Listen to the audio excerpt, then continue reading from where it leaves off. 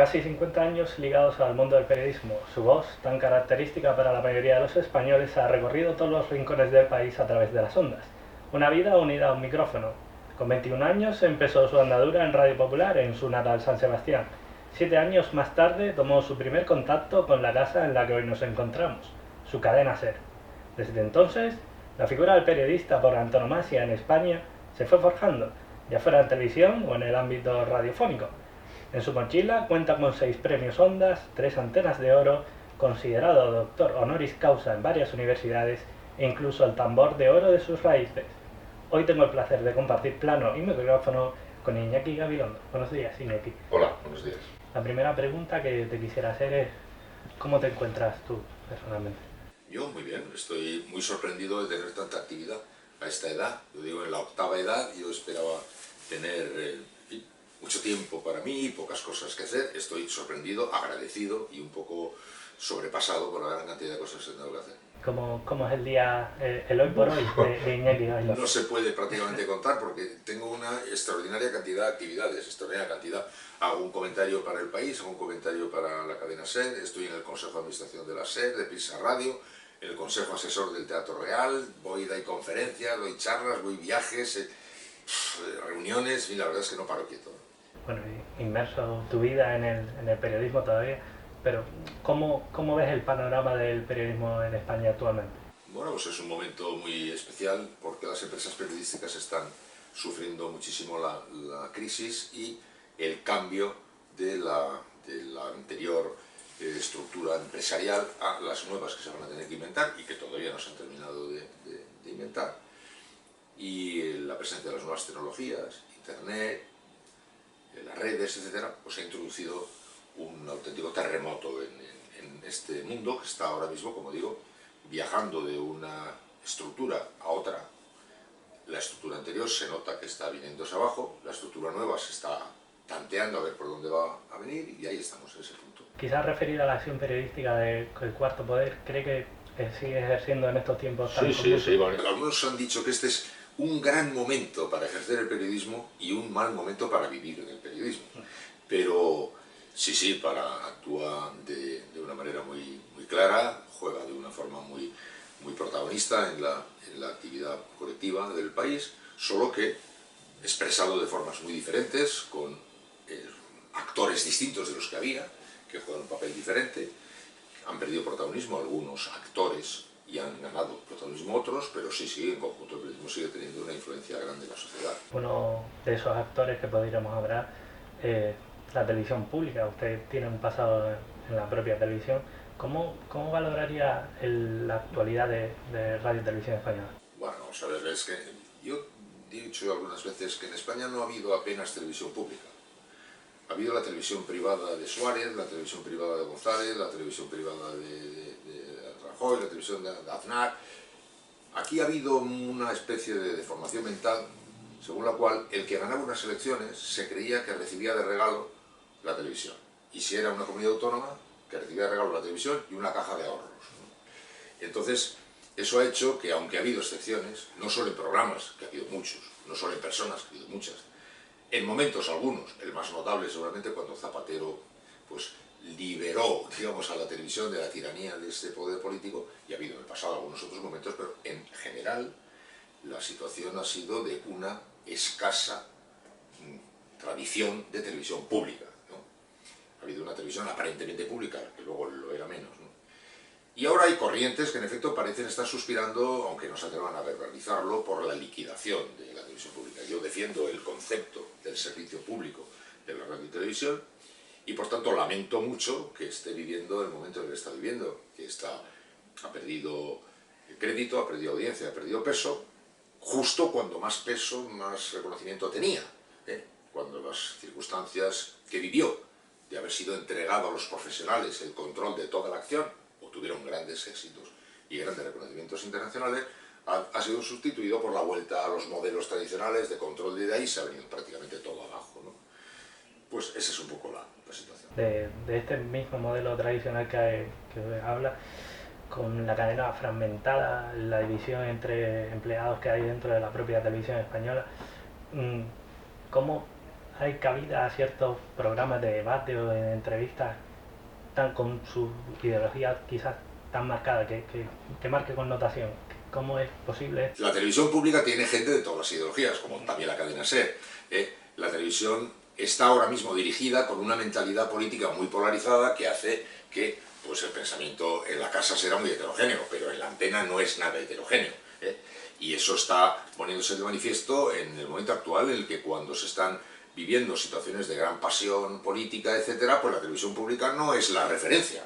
La referencia a La Sexta o la referencia es Antena 3, ha perdido ese valor de referencia. Esa es una tragedia, porque en los momentos actuales, claro que las televisiones deberían tener todo su gran protagonismo, pero la televisión pública debería ser el lugar, el gran escenario de la gran, donde se oficiara la gran ceremonia política, y ya no lo ves. Juega un papel secundario, terciario, y eso es una verdadera prueba de que no está logrando sus objetivos, porque cada canal privado tendría que tener un gran protagonismo con su legítima mirada sobre las cosas, pero la televisión española debe ser el lugar y no lo es. Nadie, o no nadie, pero un porcentaje muy altísimo de la población no le reconoce a Televisión Española esa condición de ser el escenario del gran debate internacional, porque la ve sesgada, si hubieran mantenido los esquemas que tenían anteriormente, pues hubiera tenido un peso extraordinario en el actual momento político, porque tenía un gran reconocimiento, una audiencia enorme y un gran prestigio internacional, pero ahí se ve que ahora que llega incluso un debate como el del otro día, que se emite desde un centro que todos los canales que quieran pueden conectar, conectan varios canales y el canal público es el tercero en audiencia, porque escuchar antes otros, pues a mí me parece que hay pocas necesidades de pruebas, pero si alguien necesitara pruebas, pues ahí tienes una prueba de que no se está acertando en el cumplimiento del objetivo de ser un canal público, ¿no? Este secamiento del que hablamos, pues, ¿le parece ético en el trato diferencial que ciertos periodistas están teniendo con los personajes a los que estamos entrevistando en esta pre-campaña electoral que se ha... ¿Ético en qué sentido?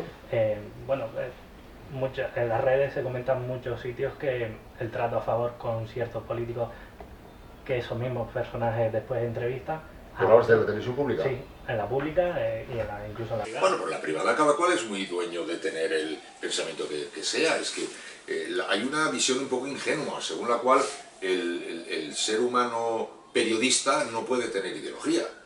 Que o viene de Saturno y aparece aquí en el orbe hoy, o como haya nacido aquí y tenga su manera de ver las cosas, pues se va a encontrar con que tiene un pensamiento y ideología. Una cosa es jugar limpio con las personas con las que estás tratando y ofrecerle a cada personaje, sea cual sea tu ideología, la oportunidad de dar a conocer sus puntos de vista de una manera completamente decente, pero otra cosa es pretender que solo puede valer para hacer eso un periodista que no tuviera pensamiento, ni memoria, ni ideología, ni prioridades, ni tal, pero eso no existe en ningún lugar. Solo España hace consideraciones de este estilo. En Francia ningún francés espera que un periodista no tenga ideología, ni un charcutero, ni un músico. Eso, no se entiende eso. Y no se supone que solamente alguien que no tuviera ideología pudiera preguntar. Eso es una cosa muy española, muy ingenua. Y además muy imposible, eso no tiene ningún sentido. Lo que hay que medir es la decencia en el tratamiento de las cosas, la decencia en la aproximación a los personajes, la decencia en las entrevistas, el juego limpio en el sentido de darle a la gente la oportunidad de expresar sus puntos de vista, pero digo, hay demasiada gente en España que dice esto, es que ese es de derechas, es que ese es de izquierdas, bueno, y en Francia todo el mundo sabe que Le Monde es un periódico progresista y que Le Figaro es un periódico no progresista. Bueno, en España hasta hace 10 minutos todo el mundo sabía que el ABC era un periódico monárquico y ahora de pronto le daba a la gente el ataque de considerar que un periodista es aquel que viene flotando desde el más allá como un ángel y que no tiene mirada ni pensamiento. Es una de las cosas que está haciendo bastante daño al periodismo.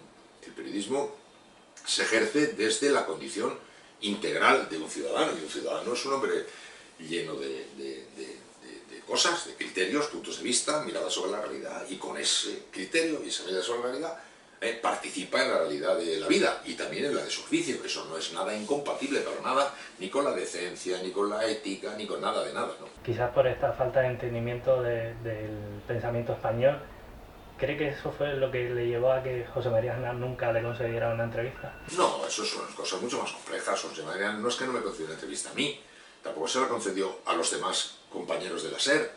en las comunidades del país. Lo que pasa es que yo hacía el programa más llamativo y era a lo mejor el más conocido, y a todo el mundo le estaba pareciendo que tenía Aznar una hostilidad específica conmigo y que no tenía con los demás.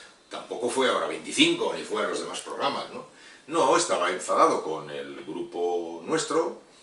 Luego también específicamente conmigo tenía algún tipo de cuestión, porque era muy duro con él, pero yo no tenía un veto particular con estaba dentro del veto general que él estaba dándole a toda mi empresa, ¿no? Hablaba también de la forma del juego limpio. Se comentó mucho que quizás a lo mejor no jugó limpio en la entrevista famosa con Felipe González. Dentro de la... Nadie me ha dicho nunca que no jugara limpio en la entrevista con Felipe González, que fue muy dura. Pero no, yo creo que a mí no ha habido ninguna persona que me haya acusado de no haber jugado limpio con Felipe González. Lo que me dijeron es que había hecho una entrevista muy dura. Y fue una entrevista muy dura, no podía ser de otra manera, dadas las circunstancias. Y limpia, fue limpísima. El propio Felipe González la consideró limpia. O sea, Felipe González nunca me ha acusado de no haberle hecho una entrevista limpia, porque fue muy dura. Pero claro, las circunstancias obligaban a eso, ¿no? Estaba el tema del GAL, que era el tema que ocupaba aquella entrevista, estaba en el centro de la vida pública, estaba pues, al rojo vivo, y además era un tema tremendo, porque no es un tema solo político, es un tema de vida, muerte, estábamos hablando de cosas muy gordas, y estaba en el centro de la realidad, que hacer una entrevista en directo, en un momento como aquel, con un presidente de gobierno, pues claro, tenía electricidad por todos los lados, y yo no podía hacerle sino lo que le hice, una entrevista muy dura, pero nadie consideró que no fuera una entrevista limpia, ni Felipe tampoco, ¿no? A modo de pregunta introductoria, como se realizó en la entrevista de Felipe, le quiero proponer una serie de nombres y que usted en su condición periodística formule una pregunta. Según, ¿Una pregunta? Sí, una pregunta según con quién personaje yo le transmitiría. Y el primero me gustaría que fuese José María Aznar. ¿Te gustaría concederme una entrevista? Mariano Rajoy. ¿No crees que hubieras debido abandonar la presidencia por el caso Bárcenas? Pablo Iglesias. ¿Verdad que tú sabes que no vas a ser presidente ahora? Albert Rivera. Además de Albert Rivera, ¿qué más es Ciudadanos? Y por último, Iñaki Gabilondo. Pero no piensas abandonar esto nunca, pedazo pelmazo. Bueno, tras estas preguntas en las que Iñaki ha demostrado su condición periodística, cambiamos un poco de tercio y vamos a hablar un poco de la actualidad. Y bueno, según las encuestas, todas las encuestas que se han hecho dan por vencedor en las próximas elecciones del día 20 de diciembre al Partido Popular. ¿Cómo se puede entender esta acción después de estos 4 años de legislatura del Partido Popular? Bueno, eso ya ver, primero no ha votado nadie, todavía todos los partidos tienen 0 votos en el momento de nuestra conversación. Y no sé, la gente es muy dueña de decidir lo que entienda, o sea, sí, habrá mucha gente que valore aspectos singulares y no valore otros elementos que pudieran ser considerados negativos, vea lo positivo y le dé los votos. Eso, la democracia se sustenta en el principio de la libertad individual. El comportamiento de un partido es muy poliédrico, un partido hace muchas cosas y deja de hacer muchas cosas. Hay gente que ve unas y las valora y no considera muy importantes otras negativas que otros ven, de manera que no, yo no juzgo a la sociedad porque vote una cosa u otra, cada cual vota lo que le da la gana. De todas maneras, lo más llamativo del momento actual no es que va a ganar el PP o no va a ganar el PP, lo más importante es que no se va a poder gobernar si no es de acuerdo con los demás, y eso es una importantísima novedad. Tan importantísima novedad es que pudiera darse el caso de que el PP gane y le cueste formar mayoría de gobierno. Se dicen cosas verdaderamente colegiales cuando Rajoy, que es un hombre muy suficientemente mayor para decir tonterías del calibre de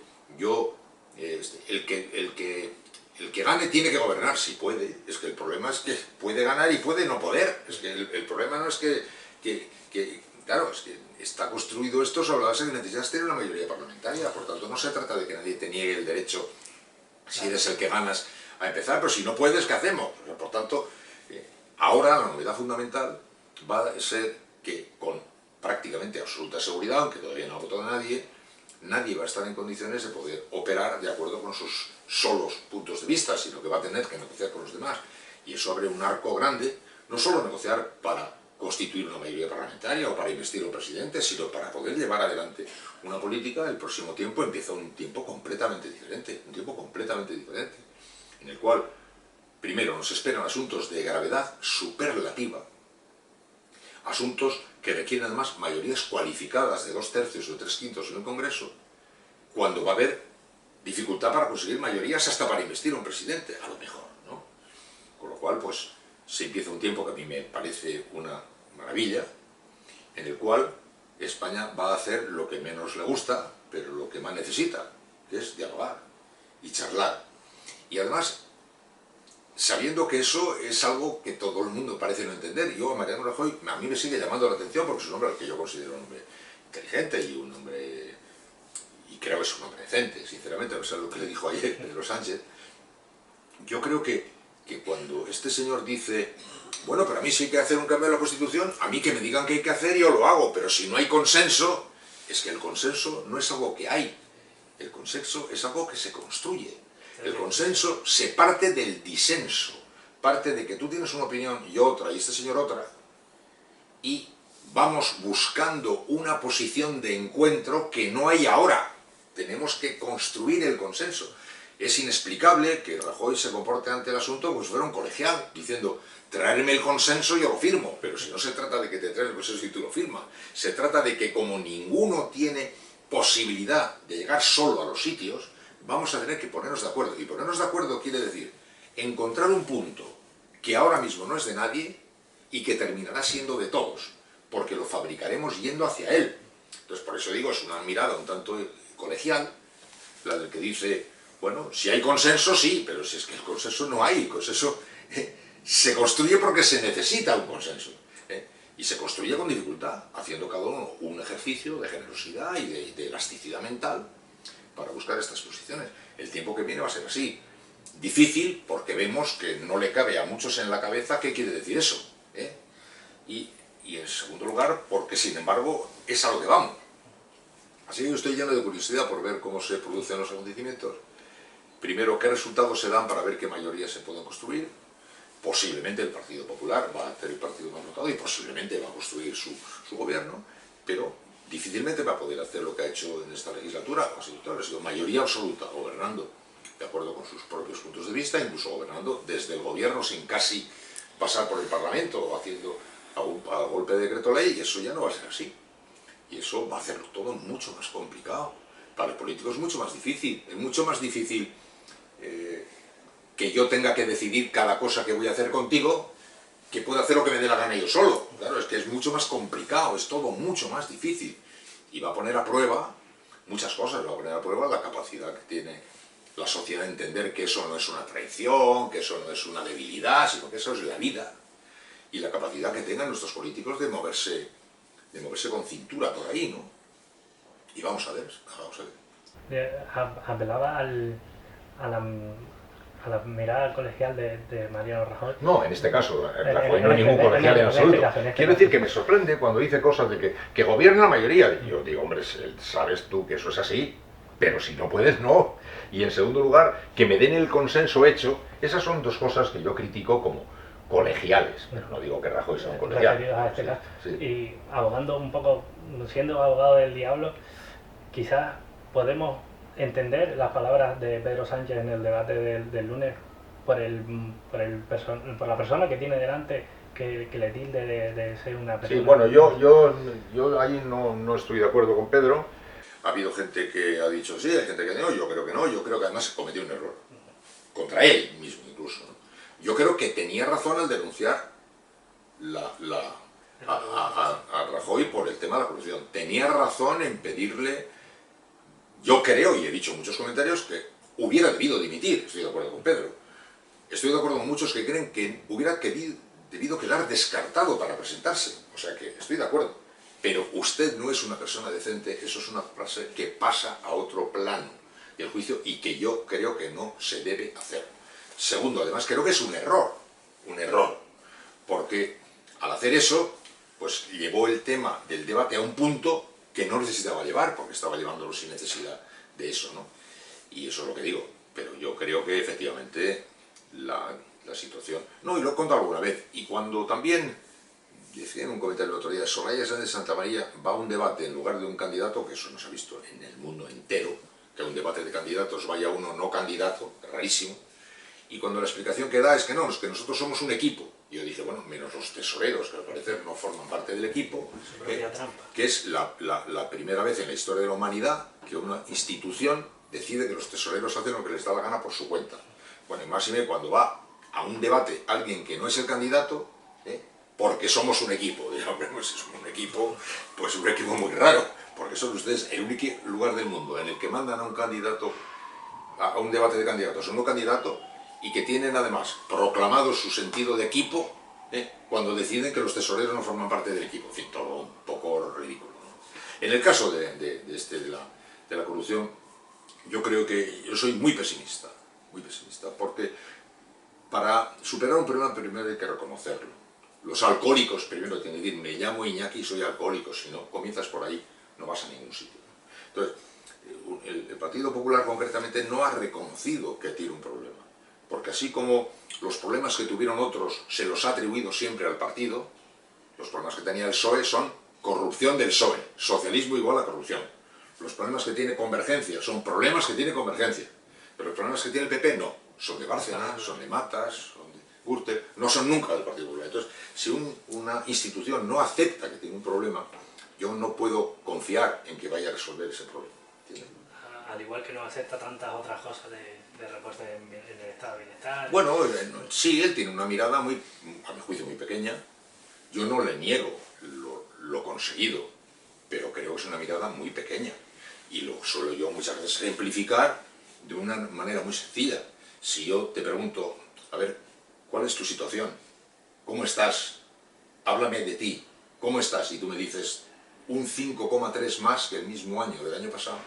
Yo por el año pasado te diría, bueno, muy bien, me das un dato interesante sobre tu situación económica, pero todavía no me dices nada de ti. Hemos cambiado contables por políticos. Claro, es decir, cuando se dice debate sobre el estado de la nación, y se habla de las cuentas del debate sobre el estado de la nación, pero claro, somos mucho más que unas cuentas. Si te pregunto cómo estás, pues a lo mejor tienes un 5,4% más de ingresos que el mismo mes del año pasado, pero no me estás diciendo si te hablas con tus padres, si estás separado, si tienes cáncer de páncreas o si te van a prender fuego a tu casa. Es decir, uno tiene que expresar la complejidad de la vida con algo más que un dato contable de la situación económica. Y un presidente de gobierno tiene que tener una mirada más ancha de la realidad de un país que la pura colocación del termómetro en el dato contable. Yo no le niego ese dato, e incluso estoy dispuesto a reconocerle cosas que ha logrado en ese capítulo. No se lo niego, pero me parece una mirada muy pequeña de un presidente de gobierno, como me parecería una mirada muy pequeña que alguien, para explicarme cómo le va, me dijera que tiene un 5% más de ingresos que el mismo mes del año pasado. Sí, pero cuéntame, ¿te hablas con tus hijos? ¿No te hablas con tu mujer? ¿Te vas a morir te van a echar de casa? Dame algún dato más. Esa obsesión por interpretar la complejidad de la vida colectiva a partir del puro dato contable, a mí en ocasiones me parece hasta ofensivo. Hasta ofensivo. Entonces, él mira eso, y como solo mira eso, no ve todo lo demás. E incluso en el terreno económico no ve otras cosas que hay en el terreno económico. La desigualdad, la precariedad, son miradas muy reducidas, y yo creo que esa mirada no se trata de discutirle el dato, se trata de contextualízame ese dato. Contextualízame ese dato, ¿no? Y ahí hay dificultad, porque él se ha empeñado en que la lectura es la que Europa le pide, la lectura de los grandes datos macroeconómicos y tal, pero claro, luego está la lectura de la realidad y de la vida cotidiana, que es la que la gente ve. Cuando dices, ha aumentado el número de trabajadores, el número de empleos, porque es que llamamos empleo a cosas que no merecen ese nombre. Un trabajo de 7 días pagado a 400 euros puntúa como trabajo, pero, hombre, yo le acepto a usted que me dé el dato, pero usted acépteme a mí que eso es una mierda. Y entonces vamos a empezarnos a entender. Entonces ya digo, siempre la política y el que gobierna tiende a contar, pues, hombre, el lado bueno de su acción. Y yo no le reprocho a Rajoy que presente el lado bueno de su acción. Le reprocho que solo presente un aspecto de la realidad social como si fuera la realidad social. Y esa no refleja la realidad social, como el 5% de ingresos de más con relación al año anterior no explicaría para nada tu vida ni tu realidad, ¿no? Esta realidad social parece que con la llegada de los nuevos partidos, pues, estamos abogados al diálogo. O sea, tendrá que ser considerada, solo quiero decir, tendrá que ser considerada. Yo no sé si alguien va a poder resolver problemas que tienen una gran profundidad, pero va a tener que ser considerada, ya no va a poder no ser considerada. No va a poder ser, yo no miro ese aspecto, ya no vas a poder no mirarlo, vas a tener que mirarlo. Cuando lo miren, veremos si alcanzan un acuerdo o no, pero por de pronto ya no va a poder no mirarse la complejidad de las cosas, ¿no? Y dentro de esa mirada, que lo han conseguido los partidos nuevos, pero ¿van a ser unos partidos de moda o crees que van a tener...? Bueno, eso nunca se sabe, es decir, yo soy muy mal profeta, ¿no? No tengo ni idea de qué le va a pasar al mundo ni a los partidos, bueno, irán para arriba o para abajo, o avanzarán o no, pero sí que corresponden a realidades sociales porque han reflejado la gran raya que ha quedado en evidencia ahora, que es la raya generacional. Hay una raya que está marcando dos mundos, y dos mundos políticos también, donde hay los grandes partidos que están teniendo un peso mayor en las capas más viejas de la sociedad, y los dos que tienen las capas más jóvenes de la sociedad. Por tanto, no sé cómo van a evolucionar, pero evidentemente hay una verdad, y es que había representada mejor la parte más adulta o mayor que la parte menos adulta y mayor, y ahora esa se incorpora a la fiesta, con lo cual tiene pinta de incorporarse para quedarse, ¿no? Claro. Una de estas nuevas miradas de los jóvenes la representa Albert Rivera. Usted le ha calificado como que le falta un hervor. ¿Podría...? Sí, no, me pareció que le faltaba un hervor en un momento concreto de una intervención. ¿Parece que le falta un hervor? Sí, me parece que le falta un hervor. Pero también dije, el hervor se consigue. Yo no soy tan ciego como para no recordar que porque yo sea mayor no me va a parecer que le falta un hervor porque sea joven, porque Suárez era muy joven, porque Felipe era muy joven, porque Aznar era muy joven. Y no caigo en esa historia de las personas que se creen que solo se hace uno adulto cuando llega a la edad que tiene uno. No, uno se hace adulto cuando llega a la edad de ser adulto. Y Albert Rivera es un adulto. Y por tanto yo no digo que le falte un hervor porque sea un crío. Digo que le falta un hervor porque ha hecho todavía algunas cosas que demuestran que le falta un punto de madurez. Pero me parece que está lleno de valores, y que está perfectamente preparado para afrontar las responsabilidades que sean. Cuando Suárez fue candidato, las personas más mayores, las que tenían la edad que yo tengo ahora, le consideraban un crío y un pardillo. Felipe, que es de mi edad, cuando Felipe llegó a ser presidente, pues no, que tenía todavía 40 años, y la gente más mayor, le consideraba un pardillo superlativo. Dice, no tiene experiencia. Felipe no había sido ni concejal. O sea que las personas más mayores tienden a hacer eso. Pero cuando yo digo que a Rivera le falta un error, no digo porque es una persona mayor que cree que a Rivera le falta un error porque sea un crío, no.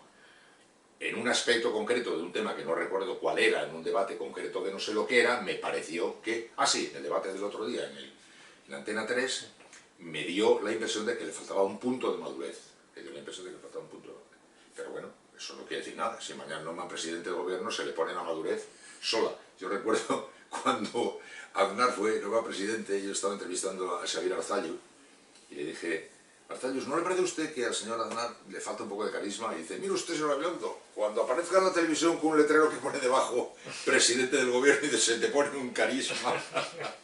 El carisma se gana, entonces. Sí, claro. Bueno, Albert Rivera, aparte de ser joven, también es catalán y parece que es uno de los temas que ha pasado a un segundo plano. Y en el 2011 teníamos un 10% solo de la opinión de independentistas, y hoy en 2015 ya hay hasta un 48%. En el proyecto de España como nación de naciones, tiene España que ganarse el cariño de los catalanes. Claro, es que una de las cosas que va a tener que hacer la nueva situación es abordar el tema catalán, que ya no lo va a poder abordar con una mirada pequeñita a uno, sino que van a tener que pactar una mirada sobre Cataluña. El crecimiento del 10% al 40 y tantos % del independentismo es una de las cosas que me ha hecho a mí muchas veces decir si no se estaba fijando nadie en que estaba ocurriendo eso para intentar acercarse a ver qué podemos hacer. Y una de las razones del éxito de Rivera es que cuando estaba prácticamente desaparecido el Partido Popular y desconcertado el Partido Socialista en aquel crecimiento, Rivera estaba defendiendo una posición, que es la que mucha gente le ha hecho ver que hay que ver un chico maduro y con valor y con coraje que está defendiendo una determinada posición.